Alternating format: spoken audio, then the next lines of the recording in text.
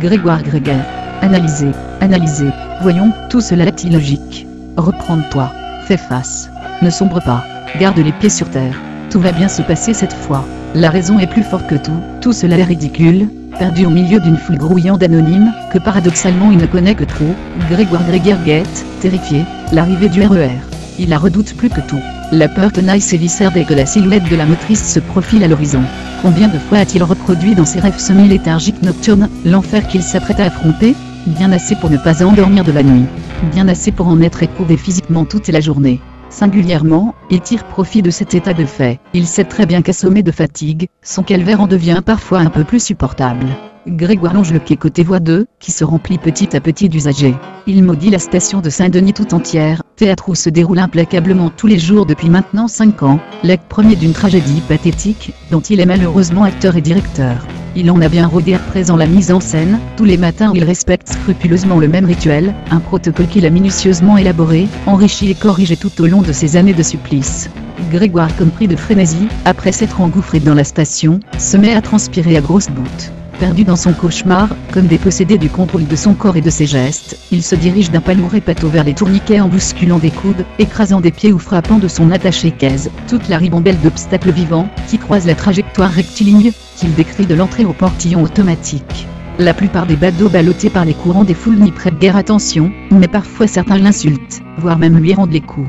Grégoire ne cherche pas d'histoire, il s'excuse de sa maladresse, les rares fois où il prend conscience de ses actes. Il ne veut surtout pas polémiquer, obnubilé par la montagne qui lui reste à franchir. Où ai-je bien mis ma carte orange? Se répète-t-il en boucle pendant 2 minutes en explorant de ses mains tremblantes toutes les poches de son gros blouson rembourré de mouchoirs, qu'il a utilisé à outrance, de manière quasi boulimique, pour éponger son front. Les sens de Grégoire sont à l'affût. Il perçoit la réalité exagérément amplifiée. Il a l'impression qu'un torrent de sueur déferle de tous ses pores. La panique le gagne par déferlante. Il la sentait monter, insidieuse, ce matin comme chaque matin, bien avant qu'il ne se décide à s'aventurer hors du lit. Comme à son habitude, il n'a pas pris de petit déjeuner. Il a juste rapidement avalé 2 Xanax 0, 5 mg, qui n'ont que très peu atténué ses angoisses. Le mal a toujours été plus fort que la médication. Il s'est toujours adapté, si bien que maintenant Grégoire souffrirait 10 fois plus, sans ces petits comprimés roses. Il en est donc devenu accro, bien plus par crainte des effets de leur absence que par réelle addiction physique. Par ailleurs, Grégoire anticipe les problèmes gastriques qu'il a eu la veille, l'avant-veille et les jours précédents, et qu'il aura indubitablement tout au long du trajet, qui sépare son domicile de son lieu de travail. Il sent en lui de terribles éruptions de bile et de suc, présage une inexorable gêne, qui le manquera tout son périple durant. 1. Dénomination du médicament. Dénomination. Xanax 0, 50 mg. Composition qualitative et quantitative. Pour un comprimé sécable. Alprazolam 0, 50 mg. Excipient, lactose, cellulose microcristalline, silice colloïdal, ester dioxylique de sulfosuccinate de sodium à 85% et benzoate de sodium à 15%, amidon de maïs, stérate de magnésium, lac alminique d'érythrosine. Grégoire récite les prières qu'il a appris par cœur pour paradoxalement y trouver la foi. Les miracles ne se sont jamais totalement opérés jusqu'à présent. Dubito ergo sum? Je doute donc je suis, se demande-t-il, soit. Mais, credo ergo fatio. Je crois donc j'agis sur le monde. Il sait très bien qu'il doit se créer des convictions fortes, s'en imprégner jusqu'à en oublier qu'il les a un jour enfantées, se convaincre d'en faire des vérités irréfutables pour se sortir de la situation absurde qu'il vit et devant laquelle la logique pure est inefficace. Il retrouve sa carte orange toute chiffonnée et maculée de sueur. Elle lui tombe des mains lorsqu'un impatient le double pour emprunter le portillon qu'il obstrue depuis 5 minutes. Il se relève, insère le coupon qu'il désolidarise momentanément de son étui en plastique et passe, le portail en s'y cognant douloureusement l'épaule. Un resquilleur en profite pour sauter le tourniquet et s'engouffrer sans payer. Grégoire a la sensation qu'un météore le frôle. Ses oreilles bourdonnent et chauffent un court instant. Tout son corps en tremble, jusqu'à ce que l'inconnu s'évanouisse dans le brouillard, mirage que Grégoire s'est construit de toutes pièces par son cerveau surexcité, et au-delà duquel toute réalité se confond et se perd. Grégoire se sait agoraphobe. Jamais pourtant son psy n'en a prononcé le terme, sans doute une habile technique médicale visant à ne pas mettre de nom sur le mal, pour ne pas en faire une excuse identifiée derrière laquelle le patient pourrait se réfugier, mais ça ne prend pas. Grégoire n'est pas toujours dans cet état de transe, ça ne se produit que lorsqu'il quitte son domicile, qu'il se retrouve entouré d'anonymes, dans les lieux publics, dans les transports en commun particulièrement. De violentes crises d'angoisse s'abattent sur lui. rien de raisonnable ne peut en expliquer la cause. Grégoire n'a jamais subi la moindre agression traumatisante, rien d'extraordinaire ne lui est arrivé en plein milieu d'une rue piétonne bondée lors de sa prime jeunesse, c'est à peine si les gens le remarquent aujourd'hui. Unité parmi tant d'autres, singularité parmi tant d'autres, élément du décor en mouvement, pas une once menaçant, il ne se sait qu'être une bribe de mémoire immédiate, pour la totalité des passants, une information volatile que leur cerveau ne gardera que quelques secondes, juste le temps de n'en avoir rien à foutre, et de l'éliminer à jamais. Malgré cette prise de conscience, il y a cette peur, une peur primale inexplicable, qui le domine fatalement chaque fois qu'il pointe son nez dehors. Je ne suis qu'une saloperie de machine souffrant d'un putain de dysfonctionnement. Se lance-t-il à présent alors qu'il s'éloigne des fous, qui s'agglutinent sous l'abri du quai de gare pour se protéger de la pluie et du froid. Ils disparaissent tous sapés dans son brouillard mental, alors qu'il se dirige groggy vers le bout du quai, là-haut, sait-il, il n'y a jamais personne à cause de la puanteur de l'usine de traitement des eaux usées, que les vents y drainent indélicatement parfois. Rassuré le temps d'un bref répit, enfin seul, il reprend contrôle de ses pensées et retourne cette fois-ci, vainement et il le sait pour l'avoir plusieurs fois expérimenté, toutes les rancœurs et les haines qu'il a accumulées, contre ces gens qu'il craint sans bien trop en cerner la raison. Je hais tous ces connards qui viennent me pourrir la vie. Je les hais bien plus encore que ma saloperie de Don. Je suis comme je suis après tout. Quelle idée aussi d'accepter d'être traité, comme du bétail qu'on mènerait à l'abattoir ? Je préfère 1000 fois plus avoir à supporter seul, la puanteur de l'usine de traitement des eaux usées, exalté par mes sens pris dans leur absurde frénésie, plutôt que d'avoir à me frotter à leur regard inquisiteur. Je rêve. Il y en a même qui sourient dans le tas. Mais comment font-ils bon sang ? Je devine d'ici cette bande de tarés agglutinés sous l'abri. Ils se serrent les uns les autres, comme ces putains de phoques à la con qu'on voit dans les documentaires sur la banquise. Saloperie de mammifères. Mais qu'ont-ils à se complaire de leurs conditions, à se soutenir les uns les autres pour en fin de compte la glorifier ? Grégoire s'invente des leitmotivs, alors que la bouche d'Axa au milieu du quai ne cesse de cracher des vitelles, l'entrée d'une fourmilière et de lui donner raison. Une nuée d'oiseaux migrateurs surgit à ce moment de derrière les toits de l'usine désaffectée recouvert de tas qui fait face à la voix de tout ce qui sort de l'ordinaire, tout ce qu'il n'a pas déjà vécu, vient immanquablement troubler l'esprit de Grégoire. Il a déjà beaucoup de mal à gérer le prévisible pour ne pas être lourdement affecté par ce qu'il n'a pas vu venir. Grégoire tressaillit et son angoisse inexplicable le gagne de nouveau. Il perd le fil de ses pensées, et la sphère de brouillard qui s'était dissipée, lorsqu'il avait brièvement retrouvé la paix intérieure, fait éruption de nouveau comme contradictoirement, pour protéger Grégoire en ne lui présentant qu'une partie restreinte du monde qui l'entoure. Ses sens surexcités ont bien assez d'informations à récolter dans cet espace réduit, son cerveau malade a bien assez de stimuli à en interpréter, sursaturé de données à convertir en angoisse, pour pouvoir discerner l'au-delà. Forme pharmaceutique comprimée sécable rose. Boîte de 30, boîte de 100, présentation hospitalière. Classe pharmacothérapeutique benzodiazépine, anxiolytique, N, système nerveux central, Amen. Grégoire ne voit plus les oiseaux qui l'ont surpris, ils sont perdus dans le fog, mais leurs petits cris et le bruit des battements répétés de leurs ailes percent cette enceinte protectrice virtuelle dans laquelle il s'est réfugié, et s'abattent immanquablement sur ses tympans, laissant semblant lacérer les membranes, et marteler directement son cerveau. Alors que les rares âmes qui l'entourent voient un être pétrifié, Grégoire a l'impression qu'il se tord de douleur, comme s'il avait été victime d'une inexplicable décharge électrique, qu'il avait quitté son corps et qu'il oscillait de manière chaotique tout autour de son centre d'inertie en se bouchant les oreilles. La tempête laisse rapidement place au calme plat. Le cœur de Grégoire tambourine dans sa cage thoracique, comme s'il allait en être expulsé. La sueur perle de nouveau sur son front, et brûle sa peau irritée par le frottement abrasif répété des Kleenex, qu'elle a subi un peu plus tôt. Un vent froid qui vient de se lever, semble maintenant le scarifier.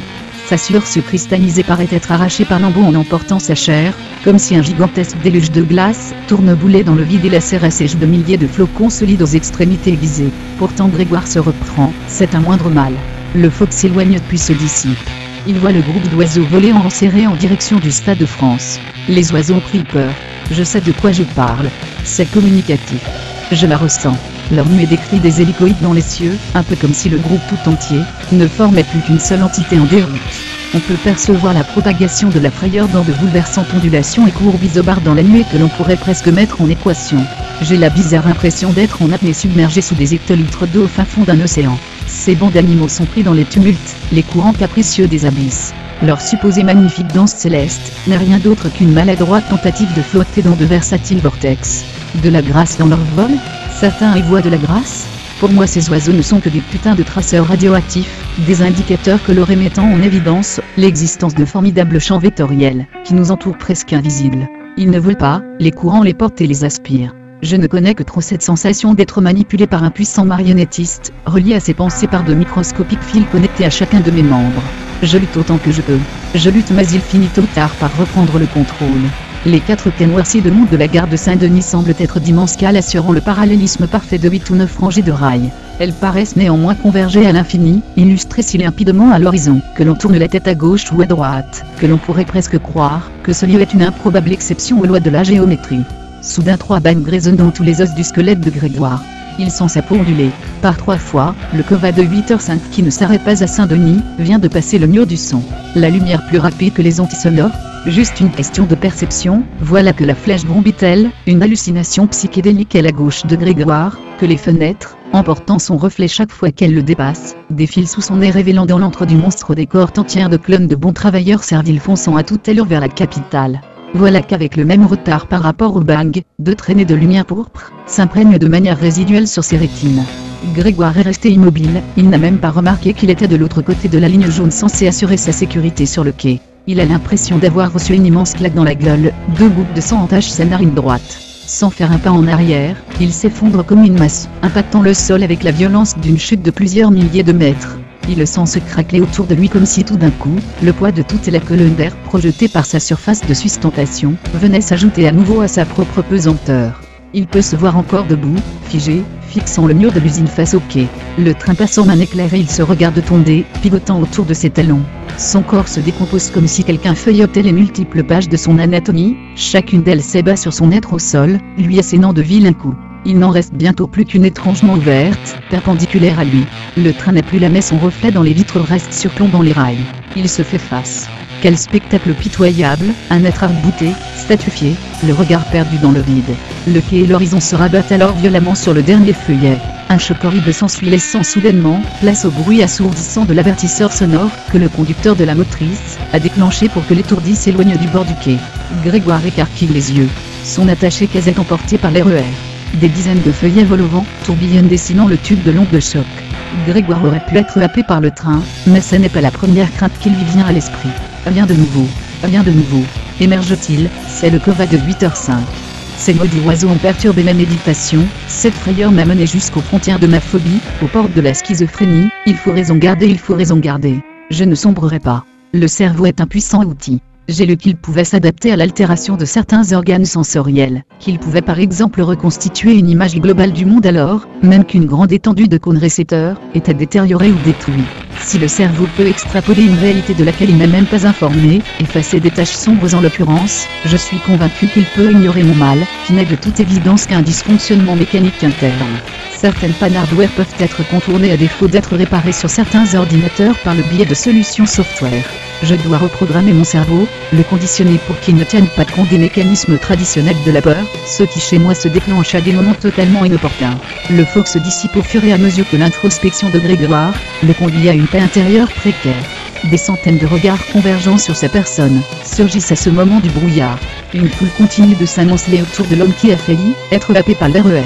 Une peur panique s'empare alors de Grégoire, c'est le corps est un petit rongeur lâché dans un vivarium peuplé de centaines de reptiles affamés. Machinalement, il vient de porter à sa bouche un Xanax qui se décompose petit à petit sous sa langue, dissous par sa salive. 2. Dans quel cas utiliser ce médicament? Indication thérapeutique, ce médicament est préconisé dans le traitement de l'anxiété, lorsque celle-ci s'accompagne de troubles gênants. Ainsi soit-il. Grégoire balance sa tête d'avant en arrière. Il devient le plus orthodoxe des croyants, l'alprazolam est assimilé dans mon sang. Déjà les concentrations plasmatiques sont proches de 8 nanogrammes par millilitre. Je peux sentir la formation de très nombreux métabolites, dont le principal est l'alpha-hydroxyalprazolam. Mais sa peur s'amplifie lorsqu'au regard anonyme vient s'ajouter la vue de la silhouette du RER qu'il va devoir prendre. Il se profile à l'horizontale, un monstrueux dragon et Grégoire s'imagine déjà en son antre, digéré par les milliers d'yeux acides de ceux qui le cernent actuellement. Non, la réalité n'est pas ce que mes sens me suggèrent ou même ce que mon cerveau interprète. Ces saloperies d'êtres primitifs vont-ils cesser de me menacer du regard? Ces sauvages inconscients n'agissent que par mimétisme. Leur curiosité malsaine se propage dans leurs rangs par vagues. Je canalise leur peur implicite de l'inconnu, du différent. Ne voient-ils pas qu'ils me font atrocement souffrir? Que l'un d'entre eux ose poser ses mains sales sur moi. Que l'un d'entre eux ose me toucher. Grégoire éperdu lutte toujours singulièrement à se convaincre qu'il est anormal, que son ressentir est faux et qu'il doit appréhender le monde au travers du prisme des belles histoires dont regorgent les livres. Dans ma tête en ébullition, il y a cette formidable agglomération d'organes en surchauffe. Je peux sentir précisément les contours de chacun d'entre eux. Ils conspirent contre mon existence à grand renfort de messages et fourbes. Mais je les tiens à ma botte cette fois encore. Je suis en train de reconquérir les terres centrales une à une, les régions limbiques, amygdale et hippocampe, tombent sous mes attaques de benzodiazépines. Je détournais mon avantage, leurs ateliers de production d'armes sournoises. Voilà qu'elles se rallient à ma cause, et que leurs usines sécrètent des substances sédatives, anxiolytiques et anticonvulsivantes, qui œuvrent contre le complot. Grégoire se sent pris en étau entre deux feux ennemis, l'un interne et l'autre externe, mais croit dominer la situation grâce à ses petits cachets roses. Son souffle court et rapide, crachant des nuées d'angoisse se vaporisant dans la froideur du monde, ses mains moites et tremblotantes, traduisent plutôt d'un manque d'assurance certain. Et effectivement, la peur le domine toujours, le transportant allègrement de l'autre côté du col, qu'il s'était toujours interdit de franchir, la zone de non-retour où ses phobies les plus flagrantes, et ses fantasmes les plus refoulés, font office de législateur, jugé bourreau sur la réalité. Grégoire continue de réciter ses dogmes sans y mettre la moindre conviction, surtout mes neurones, les agonistes se fixent et occupent les récepteurs des benzodiazépines, il déverrouille ainsi mes récepteurs GABA, dont l'action est anormalement diminuée par mon mal. La concentration en acide aminé gamma-aminobutyrique dans mes espaces intersynaptiques, quant à elle, n'a jamais connu la moindre irrégularité, elle est 1000 fois supérieure à celle des amines biogènes, comme la sérotonine ou la dopamine. De ce fait, l'inhibiteur GABA se fixe normalement à partir de ce moment sur les récepteurs prévus à cet effet, et modifie directement l'excitation membranaire des axones de mes neurones en chamboulant la distribution des ions de part et d'autre de leur membrane. Le canal chlore des axones est alors modulé, sa fréquence d'ouverture est augmentée, et la pénétration des ions chlore à travers le ionophore est favorisée.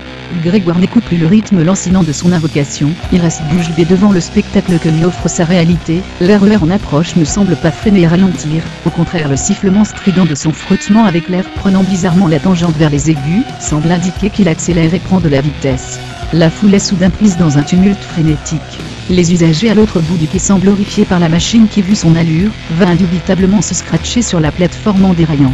Ils communiquent leurs craintes à leurs voisins par lesquels ils sont inexorablement bloqués. Ces derniers font de même avec les leurs, puisqu'ils se trouvent immanquablement dans la même situation.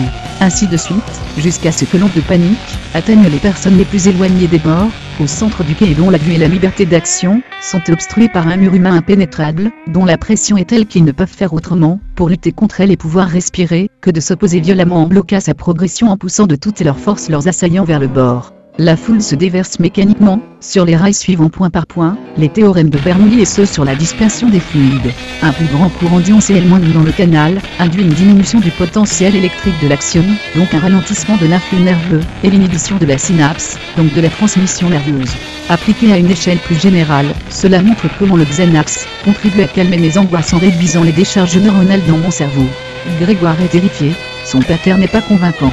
Le phoque fait de nouveau son apparition. Une vague d'hémoglobine mélangée à un broyat d'eau et de chair précède la progression de la motrice. Le troupeau de bisons fonce aveuglément droit dans le précipice. Des cris de douleur et de terreur se mêlent au choc des concassements et déchirements en chaîne, ainsi qu'au bruit des freins cassés et de l'avertisseur. Le brouillard arrive du lointain, il se referme mais pas assez vite, pour épargner ce spectacle à Grégoire. À mi-longueur du quai, la motrice heurte violemment le remontoir bétonné, et le train entier se couche sur les centaines de personnes, qui croyaient avoir échappé au carnage. Il poursuit sur le flanc sa course folle meurtrière emportant les pancartes publicitaires, et faisant voler en éclats les abris de verre. La brume fait le ménage. Le deuxième étage de certains wagons de queue s'affale sur le quai et fait sauter 4 des 6 colonnes, qui soutiennent l'énorme toiture de pierre, qui vient achever d'une lourde chute. Les derniers blessés en ces lieux où tout n'est plus que nuage de poussière et d'âme. De l'autre côté du quai règne la plus totale des confusions. Les gens alertent en tentant de fuir le massacre, piétinent d'autres personnes qui, moins motivées à vivre, se sont laissées choir. Ils tentent de traverser les rails, mais sont rattrapés par une pluie de verre et de projectiles métalliques, qui les a comme une avalanche. RER fonce droit sur Grégoire, l'une des rares personnes à se tenir encore debout. Son visage est couvert de sang, de coupures et d'échymoses. Son poing droit se desserre et il entende une boîte de Xanax qui disparaît dans le phoque dans lequel baignent ses pieds. La motrice dépasse à peine du brouillard mental en approche, mais la collision semble inévitable. D'un coup d'un seul, le rayon de la sphère brumeuse se réduit jusqu'à ce qu'il s'annule au centre de la tête de Grégoire. Blackout mental. Vivement entamé. Un grésillement point imperceptible au départ dans toute la blancheur environnante. Il se précise jusqu'au point d'en devenir perturbant pour l'audition. Quelque chose a l'air d'avoir un sens au bout d'un moment d'immersion totale, un sens sémantique archaïque, voire universel. Des tons blancs semblent se dissocier de la monochromie à force de relire le vide. Des formes se détachent de la candeur du néant, et se précisent en le pervertissant. Des ombres de lumière se projettent et se portent. Un être électromagnétique parle. Il s'adresse à Grégoire en modulant des éjections photoniques, qui qui jaillissent du sommet de ce qui semble être son crâne. Il faut un temps d'adaptation à Grégoire avant de le comprendre. Quantum 550 00 345. Nous avons cru vous perdre à tout jamais. Votre projection dans l'embryon humain hôte a partiellement échoué, endommageant irrémédiablement tous vos ordres de mission et votre mémoire passée. Une question me taraude, comment avez-vous pu actionner le système d'avortement parasitaire sans en connaître les commandes et les clés ?